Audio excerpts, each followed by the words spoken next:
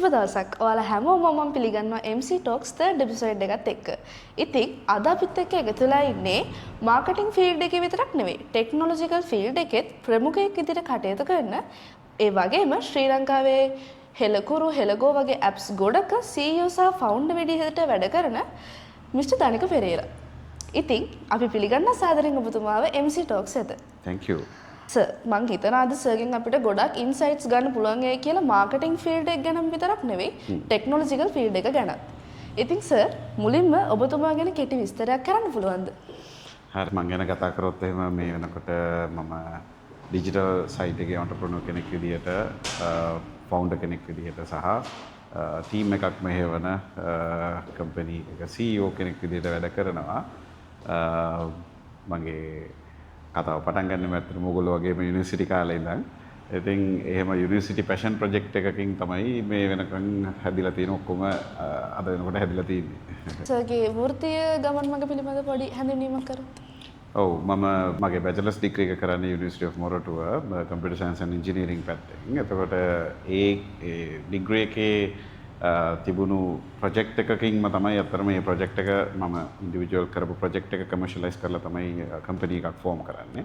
ඒතර ඒ කම්පැනි එක අතරම භාෂා ලංකා ප්‍රයිවට් ලිමිටඩ් නමින් 2011 දී තමයි අපි රෙජිස්ටර් කරන්නේ third year university student කෙනෙක් විදිහට ඉන්න කාලේ. ඉතින් අවුරුදු දෙකක් විතර virtual company එකක් විදිහට කිසිම ඔෆිස් එකක් නැතුව අපි ඔපරේට් වුණා මම සහ මගේ තව කලීග්ස්ලා දෙතුන් දෙනෙක් එක්ක. ඊට පස්සේ 2013 වලින් තමයි අපි ඔෆිස් එකක් පටන් අරගෙන ෆුල් ටයිම් ඔපරේෂන්ස් පටන් ගන්නෙ. ඒකට ඊට පස්සේ හෙලකුරු වලින් පටන් ගත්ත ගමන එක එක පැති වලට අපි ඩයිවර්සිෆයි වෙලා මේ වෙනකොට ඇත්තටම ඉන්ඩස්ට්‍රීස් කීපයක digital solutions digital services provide කරනවා. ඒ ඔය ගමන පුරාම ඉතින් මගේ ඩෙසිග්නේෂන් එක එකම තමයි ෆවුන්ඩර් ඇන්ඩ් CEO තමයි මගේ ඩෙසිග්නේෂන් එක. තවදුරටත් ඉතින් ඔය ගමන තමයි යන්නේ. සර් දැන් හෙලකුරු අපි ඇප් එක සර් ස්ටාර්ට් කරේ සිංහල ටයිප් කරන විදිහට කීබෝඩ් එකක් විදිහට. ඒත් මේ වෙනකොට හෙලකුරු සුපර් ඇප් එකක් වෙලා තියෙනවා ගෙවීම් සේවා පුවත් සේවා ගොඩාක් කරන. ඉතින් සර් මේක සිද්ධ වෙන්න සර්ට මේන් පොයින්ට් එක විදිහට මොකක්ද ටර්නින් පොයින්ට් එක වෙන්නේ? ඔව් එක පැත්තකින් ඇත්තටම දැන් ඔන්ටර්ප්‍රෙනෝරියල් මයින්ඩ්සෙට් එකෙන් අපි හැමතිස්සෙම බලන්නේ සොසයිටි එකේ තියෙන ප්‍රශ්න ගැටලු මාකට් ගැප්ස් අයිඩෙන්ටිෆයි කරගෙන ඒවට සොලියුෂන්ස් එක ප්‍රොඩක්ට් එකක් සර්විස් එකක් එළියට දාන්නනේ. එතකොට ওই විදිහට යනකොට හෙලකුරු වලින් ඇත්තටම මුලින්ම සෝල්ව් වෙච්ච ප්‍රොබ්ලම් එක තමයි අපේ ලංකාවේ මිනිස්සුන්ට ෆෝන් එකෙන් තමන්ගේ භාෂාව සිංහල ටයිප් කරන්න තිබෙන හැකියාව. ඒකට තමයි අපි ප්‍රොඩක්ට් එකක් විදිහට ගේන්නේ. හැබැයි අපිට ඇත්තටම දැන් ඒක මිනිස්සු අතරට සෑහෙන ගිහිල්ලා ලොකු සෝෂල් ඉම්පැක්ට් එකක් වෙලා මිනිස්සු මිලියන ගණන් පාවිච්චි කරන්න පටන් ගත්තත් අපිට බැරියර්ස් තිබුණා මේක මාකටිං පැත්තෙන් ගත්තොත් මේක බිස්නස් එකක් විදිහට සස්ටේන් කරගන්නේ කොහොමද? මේකට බිස්නස් එකක් විදිහට සස්ටේන් වෙන්න නම් බිස්නස් මොඩල් එකක් හොයාගන්න ඕන. ඒ බිස්නස් මොඩල් එක මිනිස්සුත් ඒක වැළඳගෙන මිනිස්සු මේකට යම්කිසි දෙයක් ගෙවලා පේ කරලා යූස් කරන්න පුළුවන් තත්ත්වයක් ඇති කරගන්න ඕන. ඉතින් ඔන්න උතනදී ඇත්තටම අපිට චැලෙන්ජින් වුණා මේ බිස්නස් මොඩල් එකක් හොයා ගැනීම කියන එක. එතනදී තමයි අපි තීරණය කරන්නේ අපි මේ ප්‍රොඩක්ට් එක අවුරුදු 4ක් විතර අතරම ගියා කිසිම බිස්නස් මොඩල් එකක් නැතුව. හැබැයි ඒ වෙනකොට අපි ලොකු යූසර් බේස් එකක් ඒ වඩා ගොඩනැගිලා තිබුණා. ඒතර ඒ ස්ට්‍රෙන්ත් එක අපි කොහොමද ලෙවරේජ් කරන්නේ කියන එක ගැන තමයි අපි ඊට පස්සේ හිතුවේ. ඒතර අපි ෆලෝ කරා ඩයිවර්සිෆිකේෂන් කියන ස්ට්‍රැටජි එක. මේක කිව්වා වගේ ඉස්සෙල්ලා කීබෝඩ් එකකට විතරක් සීමා කරගෙන ඉන්නේ නැතුව මේ හැදිච්ච යූසර් බේස් එකටම අපිට ඒගොල්ලන්ට තව රෙලෙවන්ට් ඒගොල්ලන්ට යූස්ෆුල් ඒගොල්ලන්ට එදිනෙදා ප්‍රයෝජනයක් ගන්න පුළුවන් තව ඩිජිටල් සර්විසස් මේ සපයන්න මේක channel එකක් කරගන්න. ඒතර ඒ හරහා තමයි අපි මාස් මීඩියා පැත්තෙන් අපි අපේම නිවුස් සර්විස් එකක් නිවුස් ඇලර්ට් සර්විස් එකක් හඳුන්වා දෙන්නේ එසන කියලා. ඊට පස්සේ ඩිජිටල් පේමන්ට්ස් පැත්තට එක්ස්පෑන්ඩ් වෙන්නේ හෙලපේ එක. ඊට පස්සේ එන්ටර්ටේන්මන්ට් සයිඩ් එකට හෙල රූ එක සහ අලුතෙන්ම මොබිලිටි සයිඩ් එකට ටැක්සි සර්විසස් සයිඩ් එකට හෙල ගෝ එකත් එක්ක. ඉතින් ඔන්න ඔය විදිහට අර බිස්නස් මොඩල්ස් හොයාගෙන මේ ගැටලුවක් මත තමයි මේ චැලෙන්ජ් එක මේ ඕවර්කම් කරන්න තමයි අත්‍තරම අපි ඩයිවර්සිෆිකේෂන් කියන එක පාවිච්චි කරන්න පෙළඹෙන්නේ. හැබැයි ඒ හරහා මේ වෙනකොට ඇත්තටම අපිට පුළුවන් වෙලා තිනවා කීබෝඩ් එකකින් එහාට ගිහිල්ලා ලොකු ප්‍රමාණයක සේවාවන් ගොඩක් සපයන්න සහ ෆයිනෑන්ෂියලි ඒ හරහා සස්ටේන් වෙන්න. හරි සර් මම දැක්කා ඔබතුමා LinkedIn සහ Instagram වල පෝස්ට් කරලා තියෙනවා අලුතෙන් apps launch කරලා තියෙන හෙලගෝ app එක. ඉතින් සර් මුලින්ම target market එකට අලුත් product එකක් launch කරනකොට සර් මොනවද biggest challenges විදිහට දකින්නේ? සර් වැඩිපුර හිතන සර් වැඩිපුර focus කරන points මොනවද? ඔව් ඒක ඩිපෙන්ඩ් වෙනවා ඇත්තටම අපි මාකට් එකට ඉන්ට්‍රොඩියුස් කරන්නේ මොන වගේ ප්‍රොඩක්ට් එකක්ද කියන එක ගැන මත. දැන් අපි හිතමු අපේ දැන් හෙලකුරු ප්‍රොඩක්ට් එක ගත්තොත් තව එසෙන හෙලපේ වගේ ඒවා ගත්තොත් ඒ ගොඩක් ඒවායිදී අපි හිටිය ඇත්තටම බ්ලූ ඕෂන් එකක. කම්පිටිටර්ස්ලා හරිම අඩුයි. අපි තමයි ඒ වගේ සර්විස් එකක් මුලින්ම ඉන්ට්‍රොඩියුස් කරේ. එතකොට ඇත්තටම බ්ලූ ඕෂන් එකකදී අපිට ලොකු මාකට් ඩිමාන්ඩ් එකක් මාකට් එකේ ලොකු පවර් එකක් හම්බ වෙනවා. ඒ අපි ක්‍රියේට් කරන මාකට් එකේ මාකට් ලීඩර් බවට පත් වෙන්නත්. හරි. හැබැයි සමහර ප්‍රොඩක්ට්ස් වල අපි හෙල ගෝ වගේ ප්‍රොඩක්ට් එකක් ගත්තොත් එimhe එතනදී අපි සම්පූර්ණයෙන්ම ඇතුල් වෙන්නේ රෙඩ් ඕෂන් එකකට. ඕල්රෙඩි කම්පිටිටර්ස්ලා ඉන්නවා. සහ කම්පිටිටර්ස්ලා මාකට් එකේ ස්ටැබිලයිස් වෙලා ඉන්නවා. හැබැයි එතනදී අපි ෆලෝ කරපු ස්ට්‍රැටජි එක තමයි අපි මෙතනදිත් අර ඔන්ටර්ප්‍රෙනියරල් තින්කින් එකෙන් හිතුවොත් එහෙම දැන් කම්පිටිටර්ස්ලා හිටියට ඒ මාකට් එක ඇතුලේ තාමත් අන්රිසෝල්ව් ප්‍රොබ්ලම්ස් තියෙනවා. තාමත් නොවිසඳිච්ච ගැටලු තියෙනවා. අපි පැසෙන්ජර්ස්ලාගේ පැත්තෙන් ගත්තොත් එහෙම කෑෂ්ද කාඩ්ද ප්‍රශ්න වගේ දේවල් තියෙනවා ඉතුරු වෙලා තාමත්. හැබැයි ඩ්‍රයිවර්ස්ලාගේ පැත්තෙන් ඊටත් වැඩිය ගොඩාක් ප්‍රශ්න තියෙනවා තාමත් ඉතුරු වෙලා. ඒ නිසාම තමයි අපි දකින්නේ හැම මාසෙකම නිතර ඩ්‍රයිවර්ස්ලා පිකටිං කරනවා, ඔෆිස් ගාවට ගිහිල්ලා රේඩ් කරනවා. ඉතින් ඒ වගේ දේවල් දකින්නේ ඒ පැත්තේ ප්‍රශ්න ඉතුරු වෙලා තියෙන නිසා. ඒකට ඇත්තටම අපි අලුතෙන් මාකට් එකට එන්ටර් වෙනකොට අර ප්‍රොබ්ලම් අයිඩෙන්ටිෆිකේෂන් කියන එක සෑහෙන වැදගත්. ඒක අපි හැමතිස්සෙම ප්‍රයොරිටි දෙන දෙයක්. මේ ප්‍රොඩක්ට් එක හෝ මේ ඉනෝවේෂන් එක හරහා අපි මොකක්ද ඇත්තටම මේ සෝල්ව් කරන්න බලාපොරොත්තු වෙන ප්‍රොබ්ලම් එක. ඇයි අපි මාකට් එකේ ඉන්න ඕන? why we exist කියන එක. හරි. එතකොට why we exist එකට අපිට හේතුවක් නැත්තම් සමහරවිට අපි ඒ මාකට් එකට ආව කියලා ලොකු ප්‍රයෝජනක් නැති වෙන්න පුළුවන් සහ අපිට සස්ටේන් වෙන්නත් බැරි වෙන්න පුළුවන්. හැබැයි ඒකට හේතුවක් හදාගෙන හැමදෙස්සෙම ආවොත් එහෙම ඒ අපි සෝල්ව් කරන්න යන ප්‍රොබ්ලම් එක තියෙන කට්ටිය එහෙම නීඩ් එකක් තියෙන කට්ටිය එහෙම ගැටලුවක්කට විසඳුම් හොයමින් ඉන්න කට්ටිය ඉබේම අපිට අපේ වටා එකතු කරගන්න හැකියාව ලැබෙනවා. ඉතින් ඔන්න ඔය ටික තමයි ඇත්තටම ගොඩක් වෙලාවට බැලෙන්නේ.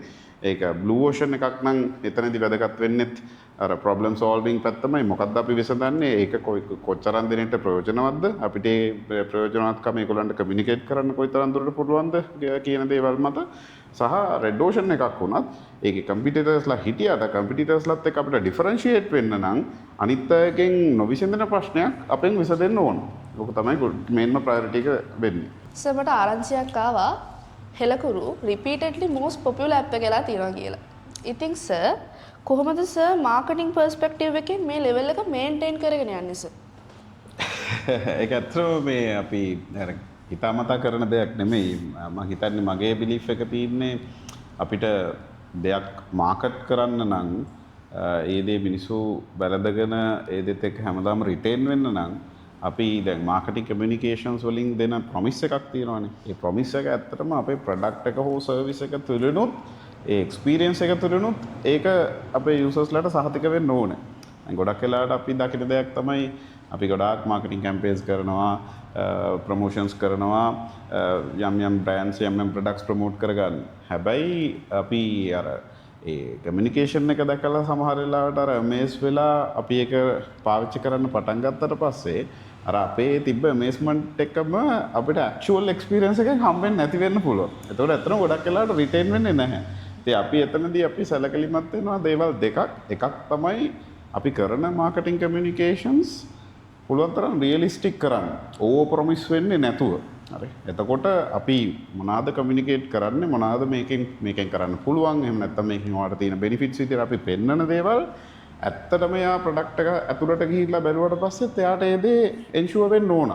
මට මේක ඇත්තටම මෙහෙම වෙනවා කියන එක. හරි. ඒකට ඒ ඕවර් ප්‍රොමිස් නොවීම මම හිතන්නේ අර කාවත් ඩිසපොයින්ට් වෙන්නේ නැති වෙන්න හේතුවක් වෙන්න ඇති. ඒ නිසා එක සැරයක් පාවිච්චි කරොත් එහෙම යම්කිසි දෙයකට හෙලකුරු ඒගොල්ලන්ගේ ලබන එක්ස්පීරියන්ස් එකම තමයි ඇත්තටම ලොකුම හේතුව වෙන්නේ. ඒගොල්ලෝ මේකත් එක්ක දිගටම රිටේන් වෙන්නේ.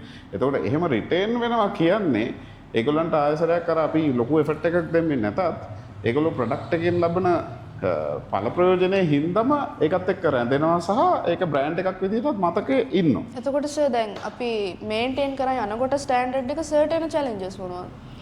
චැලෙන්ජස් තමයි ඇත්තටම අර සර්විස් ඩිලිවරි එකම ලොකු චැලෙන්ජ් එකක්. මොකද අපි එතන නම් අපේ කෝ ස්ට්‍රෙන්ත් එක තියෙන්නේ.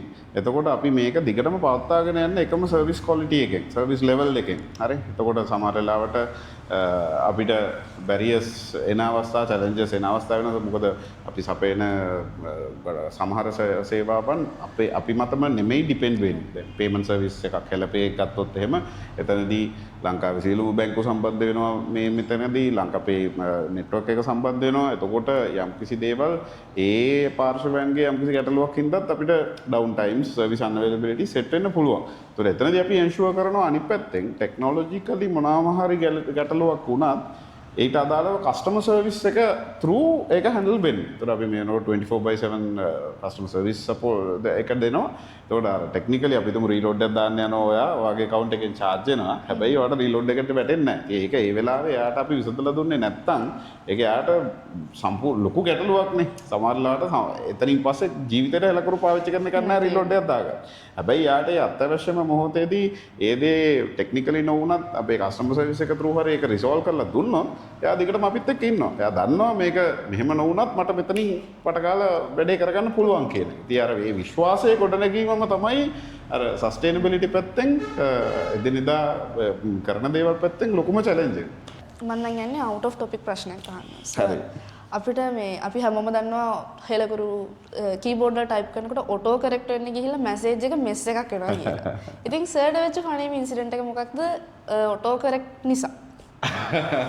පොඩ්ඩක් අමාරු ප්‍රශ්නයක්. මොකද ඇත්තටම මම කියන්නේ මුල්ම කාලේ ඉඳන් සාමාන්‍යයෙන් මම මොන හරි සිංහලෙන් ටයිප් කරනවා නම් හරිම අක්ෂර වින්‍යාසය ටයිප් කරනවා. හරිම ස්පෙලිංස් එක ටයිප් කරනවා.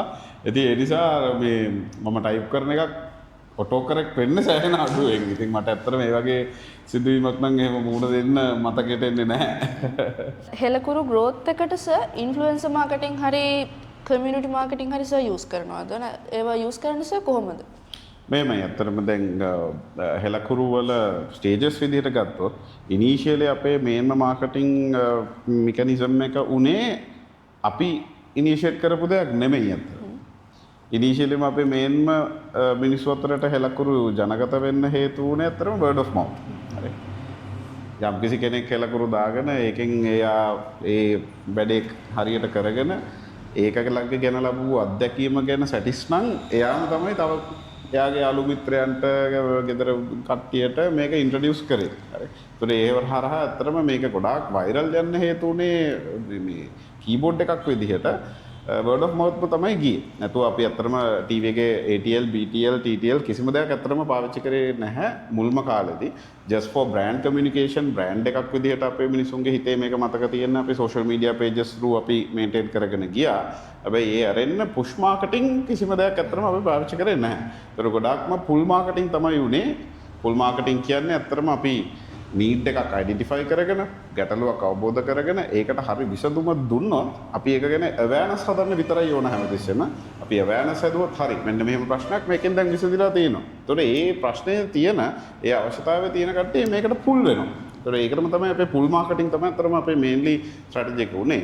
හැබැයි දැන් හෙලකුරු අපි එක්ස්පෑන්ඩ් වෙලා තව සර්විසස් ගේනකොට ඒ යම් සර්විසස් වලදී අපි ඉන්ෆ්ලුවෙන්සර් මාකටිං, කමියුනිටි මාකටිං වගේ දේවල් ඇත්තටම මේ වෙනකොට පාවිච්චි වෙනවා.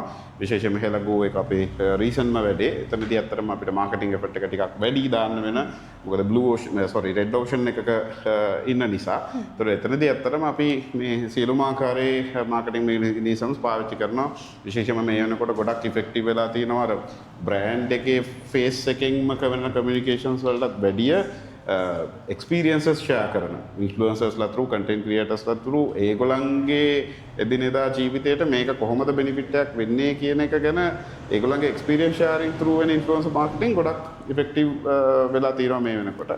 ඊට පස්සේ අපි දැන් හෙලකෝ ගත්ත two sided market එකක් නේ. ඩ්‍රයිවර්ස්ලා එක පැත්තකින් ඉන්නවා, පැසෙන්ජර්ස්ලා තව පැත්තකින් ඉන්නවා. ඒතර ඩ්‍රයිවර්ස්ලාගේ පැත්ත මේන්ටේන් වෙන්න අපිට කමියුනිටි මාකටිං ගොඩක් වැදගත් වෙලා තියෙනවා. අපි එතන ගොඩක් WhatsApp channels use කරනවා හැම ඩ්‍රයිවර් කැටගරි එකකටම. Facebook එකේ groups use කරනවා. ඒතර ඒවා හරහා අපි ඒ ස්පෙસિෆික් මාකට් සෙග්මන්ට් එක අපි දිගටම අපිත් එක තියාගන්නවා සහ ඒගොල්ලන්ගේ loyalty retain කරගෙන යනවා කමියුනිටි මාකටිං through. සර් මට ස්ක්‍රිප්ට් එකෙන් අමතර චූටි ප්‍රශ්නයක් මතක් වුණා. සර්ට මේ කොහොමද අයිඩියා එකක් ආවේ? දැන් අර ෆෙස්ටිවල් එක ෆෙස්ටිවල් කාලට අර කීබෝඩ් එකේ අර අවුරුදු කාලයට කැවුම් වැටෙනවා. අපි වැලන්ටයින්ස් ඒක පටන් ගත්ත ඇත්තටම මේ පුංචි තැනකින් ඇත්තටම අපිට ඕනුණා දැන් අපි ගොඩක් ඒ කියන්නේ ලෝකල් ෆස්ට් බ්‍රෑන්ඩ් එකක් විදිහටනේ හෙලකුරු එක යන්නේ. ඒතකොට හෙලකුරු කිව්ව ගමන් අර නැෂනලයිසම් පැත්තෙන්ම තමයි අර රට ජාතියත් එක්කම අර ළමංගේ හිතේ තියෙන භක්තියත් එක්කම මේකට බැඳීමක් ඉමෝෂනලි ගොඩක් අයට තියෙනවා. ඉතින් ඒකත් එක්ක අත්‍තරම අපි ඔක පටන් ගත්තේ නිදහස් දිනේදී. පෙබරවාරි 4 නිදහස් දිනේදී අපිට ඕනුණා මේක සිංහල සහ ශ්‍රී ලංකන් කියන ඩෙන්ටිටි එක තව ටිකක් මිනිසුන්ට ගෙනියන්න පොඩි සර්ප්‍රයිස් එකක් විදියට දෙන්න. ඉතින් ඒක තමයි මේ අර සිංහාවේ ඇදෙන එක අපි මුලින්ම පටන් ගත්තේ. ඉතින් ඒකට අපි නොහිතපු විදිහේ ලොකු එන්තුසියසම් එකක් ආවා අපේ යූසර්ස්ලාගෙන්. ඒක ආපු අය හිටියා, ආවේ නැති අය හිටියා, ආවේ නැති අය පැත්තෙන් එන්ගේජ් වුණා සෑහෙන ලොකු ප්‍රමාණයකින්. ආපු අය තව ටිකක් එන්ගේජ් වුණා. ඉතින් ඊට පස්සේ අපි ඔක ටිකෙන් ටික අත්‍තරම අපේ මාකටිං ටීම් එකෙන් තමයි ඒකට අයිඩියාස් ආවේ. අපි මෙහෙමත් කරමු කියලා. මට හිතෙච්ච දෙයකට වැඩි ඒක ඒගොල්ලන්ගෙන් ඉනිෂියේට් වෙච්ච දෙයක් සහ මම ඒකට ඉඩ දීලා ඒක තව බිල්ඩ් අප් වෙන්න ඉඩ දීපු දෙයක්. ඉතින් මේ ඒකම තමයි අපි නත්තලට අලුත් අවුරුද්දට එක සිටුේෂනලි දැන් පාවිච්චි කරන්නේ පොඩ්ඩක් කට්ටියට පොඩි සර්ප්‍රයිස් එන්ටර්ටේන්මන්ට් එකක් දෙන්න. ඇත්තටම මම හෙලකුරු ඇප් එක දාගත්තෙත් මට යාළුවෙක් කියලා කීබෝඩ් එකේ හાર્ට් වෙනවා දැක්කේ නැත්නම් එහෙම කියලා මාත් ඒක. ඒක තමයි. ඒ කියන්නේ වාත්තත් ඇත්තටම හෙලකුරු ඇවිල්ලා තියෙන word of mouth through නේ. ඒක තමයි මම මුලින්ම කිව්වේ. අපේ තාමත් හෙලකුරු එක මිනිස්සු අතරට යවෙන්නේ අපේ push marketing through නෙමෙයි word of mouth. එතකොට බ්‍රෑන්ඩ් ලොයල්ටි සර් බිල්ඩ් කරද්දී සර් මොනවද යූස් කරපු මාකටිං ස්ට්‍රැටජිස්? එකක් තමයි ඇත්තටම අපි බ්‍රෑන්ඩ් එක සිලෙක්ට් කරගන්නකොටම මේක පුළුවන් තරම් අර ඒ මාකට් එකට රෙලවන්ට් වෙන්න එපා. එතකොට දැන් අපි පටන් ගත්තේ සිංහල මේ සම්බන්ධ දෙයකින්. එතකොට අපේ සිංහල මිනිස්සුන්ට ලංකාවේ මිනිස්සුන්ට මේක රෙලවන්ට් වෙන්න නම් අපිට ලස්සන මිනිසුන්ගේ හිතට කාවදින බ්‍රෑන්ඩ් නේම් එකක් අවශ්‍යයි. එතකොට හෙල අකුරු කියන වචන දෙක සංදි කරලා තමයි අපි හෙලකුරු කියන බ්‍රෑන්ඩ් එක ගොඩ නැගුවේ. ඉතින් ඒක නිසාම එතනදී අර ඉමෝෂනලි මාර කනෙක්ෂන් එකක් බිල්ඩ් අප් වුණා. සහ අපි බ්‍රෑන්ඩ් ලෝගෝ එක වැදගත් එතනදී ආයතනයක්. ඒතර බ්‍රෑන්ඩ් ලෝගෝ එක විදිහට අපි පාවිච්චි කරේ ලංකාවේ නැෂනල් ෆ්ලැග් එකේම තියෙන කලර්ස් 4. එතකොට ඒ කලර්ස් 4 කීස් 4ක් විදිහට කීබෝඩ් එකක් නිසා මුල් කාලෙදී කීස් 4 තමයි රවුම් 4 විදිහට සංකේතවත් කරේ. ඉතින් ඒ බ්‍රෑන්ඩ් එකම ලොකු හේතුවක් වුණා මිනිසුන්ට මතකේ රැඳෙන්න සහ සිංහල ගැන දැන් අද වෙනකොට ගත්තොත් සිංහල ගැන යම් කිසි දෙයක් අවශ්‍යතාවයක් මතුවුණොත් හෙලකුරු කියන එක මතකයට එනවා. ඒකම ලොකු හේතුවක් වුණා. සහ බ්‍රෑන්ඩ් නැරටිව් එක, වොයිස් එක. අපි දැන් සෝෂල් මීඩියා වල මේක බ්‍රෑන්ඩ් එකක් හැමතිස්සෙම පර්සන් කෙනෙක් වගේනේ මිනිස්සුන්ට ටිකක් මතක හිටින්නේ ලොන්ග් ටර්ම්. ඒතකොට ඒ පර්සෝනා එක කොහොමද අපි බිල්ඩ් අප් කරන්නේ? මොන වගේ පර්සෝනා එකක්ද? හෙලකුරු කියන එක මිනිස්සෙක් විදියට හිතුවොත්, හෙලකුරු කියන එක පර්සනල් අයිඩෙන්ටිටි එකක් විදියට හිතුවොත්, ඒක කොහොමද මිනිස්සු පර්සීව් කරන්නේ? ඒකට අපිට ඕනුණා මේක පොඩ්ඩක් අර සිංහල සම්බන්ධ නිකන් භාෂා ප්‍රවීණයෙක්ගේ වගේ මේ පර්සෝනා එකක් බිල්ඩ් අප් කරන්න සහ very supportive, very friendly, very casually මිනිස්සුන්ට ඒ භාෂාව සම්බන්ධ දේවල් වලට උදව් කරන කෙනෙක්ගේ පර්සෝනා එකක් හදන්න. හරි. ඒතකොට ඒ නිසාම තමයි ඇත්තටම අපි අපේ සෝෂල් මීඩියා පේජස් හරහා පොඩි අක්ෂර වින්‍යාස නිවැරදි කිරීම ගැන අර මේක නෙමෙයි මේක වගේ අර අකුරු වැරදෙන තැන් ඒ වගේ දේවල් හැමතිස්සෙම මිනිස්සුන්ට මතක් කරන්නේ. ඒතකොට අර පර්සෝනා එක බිල්ඩ් අප් කරගන්න. ඒතකොට ඔය වගේ දේවල් තමයි අපි පාවිච්චි කරේ. විශේෂ මුලින්ම බ්‍රෑන්ඩ් නේම් එකේ ඉඳන් ලෝගෝ එකේ ඉඳන් අද කන්ටිනියස්ලි පවත්වාගෙන යන බ්‍රෑන්ඩ් වොයිස් එක මොකක්ද කියන එක. ඊට පස්සේ අර කලිනුත් මම සඳහන් කරපු දේ බ්‍රෑන්ඩ් ප්‍රොමිස් එක. අපි බ්‍රෑන්ඩ් එකක් විදියට මෙතනින් ප්‍රොමිස් වෙන දේ ඇක්චුවල් යූසර් එක්ස්පීරියන්ස් එකෙන් එන්ෂුවර් වෙනවා කියන එක. ඒකත් ඇත්තටම සාතික වෙන්න ඕනේ. නැත්නම් අපි මෙතන කොච්චර බ්‍රෑන්ඩ් එකක් හදලා ඒක මතක හිටවලා ඒකෙන් දිගට මේ වොයිස් එකෙන් කමියුනිකේට් කරන්න ගියත් වැඩක් නැහැ. අන්තිමේදී ආ ප්‍රොඩක්ට් එක යූස් කරනකොට අතනින් හම්බෙච්ච ඉම්ප්‍රෙෂන් එක එයාට මෙතනින් එක්ස්පීරියන්ස් එකෙන් ප්‍රූව් වෙන්නේ නැත්තම්. ඒකත් ගොඩක් වැදගත්. සර් හෙලකුරු පටන් ගත්ත කාලේ ඉඳලා CEO කෙනෙක් විදිහට ආව ජර්නි එකේ සර්ට හිතලා තියෙනවද කවදා හරි මේක කරන්න එපා. තෑන්කෝඩ් මං ඒ දේ නම් කරේ නෑ කියලා හිතෙච්ච අවස්ථා? මෙහෙමයි. ඉතින් දැන් අවුරුදු 15ක ගමනක්නේ. ඉතින් ඒ ගමන ඇතුළතදී ඒ වගේ මොහොතවල් තියෙන්නේ නැති. ඒ වගේ මොහොතවල් සහ සමහර දේවල් හිතෙනවා ඇත්තටම මම මේ දේ නොකරේ අපරාධය කියලා හිතන තැනුත් තියෙනවා. ඊට පස්සේ මේ දේ කරේ අපරාධය කියලා හිතන තැනුත් තියෙනවා. මට මේක තව ටිකක් හොඳට කරන්න පුළුවන් වුණා නම් හොඳයි කියලා හිතන තැනුත් තියෙනවා. ඒ වගේ ඉතින් මික්ස්ඩ් දේවල් තියෙනවා. මොකද අර entrepreneurial journey එකක් කියන්නේ හැමතිස්සෙම අර ඒකාකාරී ගමනක් නෙමෙයිනේ. ඒක roller coaster journey එකක් වගේ ups and downs, failures, successes හැමදේම පිරිච්ච ගමනක්. ඉතින් හැබැයි ඉතින් ඒකම තමයි මේ entrepreneur කෙනෙක්ගේ enjoyment එක. ඉතින් අර අපේ වචනෙන් කිව්වොත් අර ඒකම තමයි අපේ හතල් එක. ඉතින් අර ඒකත් එක්ක යනකොට ඒ එන හැම මේ face කරන හැම situation එකක්ම ඇත්තටම ඇඩ්වෙන්චර් එකක් වගේ තමයි ඒක අපිට. මේ වෙලාව ලාස්ට් ක්වෙස්චන් එක. ඔව්. හෙලකුරු ඇප් එකේ සර්ගේ ඇප්ස් හැම එකේම ෆියුචර් ප්ලෑන්ස් මොනවාද සර්ගේ සර් ඉන්ටර්නැෂනල් මාකට් එකට යන්න අයිඩියා එකක් සර්ට තියෙනවද?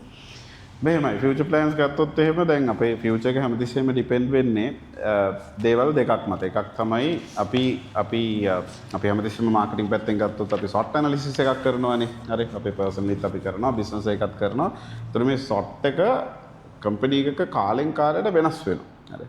අපිට මුලද තිබ්බ ස්ට්‍රෙන්ත්ස් නෙමෙයි මැද හරියද තියෙන්නේ මැද හරියද තිබ්බ ස්ට්‍රෙන්ත්ස් නෙමෙයි දැන් තියෙන්නේ. ඒතර ඒක කාලෙන් කාලට වෙනස් වෙනවා. ඒතර දැන් හෙලකුරු හැදෙන්න හෙලගෝ හැදෙන්න මූලික මුනේ අපි හෙලකුරු හරහා ගොඩනගා ගන්න තිබ්බනේ ලොකු යූසර් බේස් එකක්. ඒතර අපි මේ යූසර් බේස් එක තමයි ලෙවරේජ් කරේ අර රෙඩ් ඕෂන් එකකට බය නැතුව එන්ට වෙලා මේ එතනට නැවත සැරයක් සොලියුෂන් එකක් ගේන්න.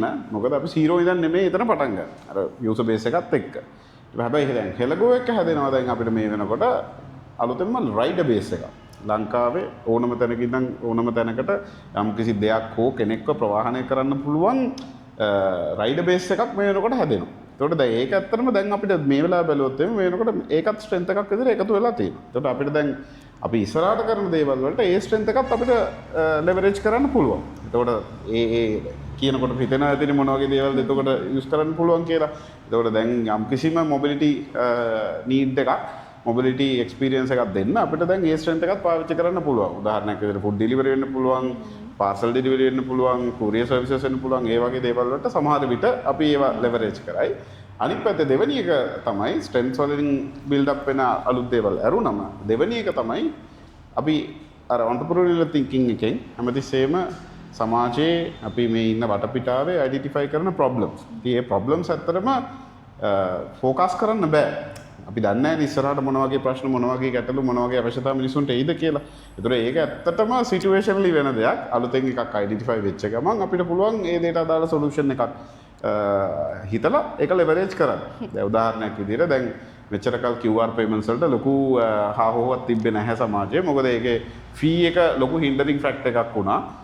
පොඩි බිස්නස් වලට කෑෂ් ගන්නවට වැඩිය QR payments ගන්න එක ප්‍රොමෝට් කරන්න නම් ඒක යාට කෑෂ් හා සමානම වෙන්න ඕන. කොස්ට් එකක් තියෙනකොට අපිට ප්‍රොමෝට් කරන්න බෑ. දැන් ඔන්න අලුතෙන් කන්ඩිෂන් එකක් ඇවිල්ලා තියෙනවා. දැන් අලුතෙන් ඒකේ up to 5000 rupees QR payments වලට කිසිම ෆී එකක් charge කරන්නේ නැහැ. අන්න එතකොට මේ වෙලාවේදී ඔන්න emerging need එකක් මතුවෙනවා. දැන් සිල්ලර කඩ වලින් පොඩි කඩ සාප්පු වලින් දැන් අපිට කාඩ් payments වලටත් වැඩිය මේ QR payments ගන්න එක cost effective. අන්න එතකොට අපිට මේ වෙලාවේ ලොකු opportunity එකක් create වෙනවා. අන්න එතනට මොකද්ද අපිට දෙන්න පුළුවන් solution එක. හරි. ඒතර අපි මේ වෙනකොට හෙල POS කියලා ඔයගොල්ලන්ට වැඩි අහිලා නැතුව ඇති. හෙල POS කියලා product එකක් උත් අපේ තිබ්බා. දැන් අවුරුදු 3-4ක් තිස්සේ QR payment acceptance වලට support කරන සහ සාමාන්‍ය පොඩි business එකක ඔය ගනුදෙනු ටික record කරගන්න පුළුවන් විදිහේ solution එකක්. ඉතින් ඒකට මෙච්චර කල් වැඩි demand එකක් තිබ්බේ නැහැ අර තත්ත්වය නිසා.